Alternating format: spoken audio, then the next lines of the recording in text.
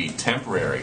We've heard you say that it was going to be temporary since last spring. So how long do you guys think temporary is? Well, again, Peter, I think what we do is we rely on the assessments of the Federal Reserve and of outside economic analysts who give an assessment of how long it will last. The expectations and their assessment at this point continues to be that it will moderate by the end of the year.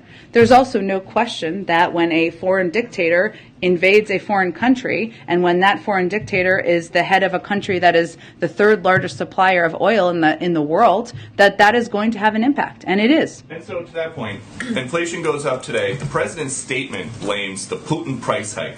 Are you guys just going to start blaming Putin for everything until the midterms? Well, we've seen the price of gas go up at least 75 cents since President Putin lined up troops on the border of Ukraine. And last month, the statement didn't mention the Putin price hike. It mentioned inflation because of the pandemic. Why is that? Well, Peter, last 2 years, there was a global pandemic. Everyone who's global economists have all agreed that has been the biggest contributor to date of inflation because of the impact on the supply chain. Obviously, global events impact the global economy, as well as global inflation. And the price hikes as a result that have escalated over the course of time of President Putin's further invasion of the impact on the global oil markets are, of course, having an impact. President Biden has hosted electric vehicle stakeholders here at the White House. Would he host oil and gas producers, the people who are the most affected by the Putin price hike? Well, the oil and gas, I have nothing to preview or predict for you in terms of him hosting oil company executives. Is he open to that?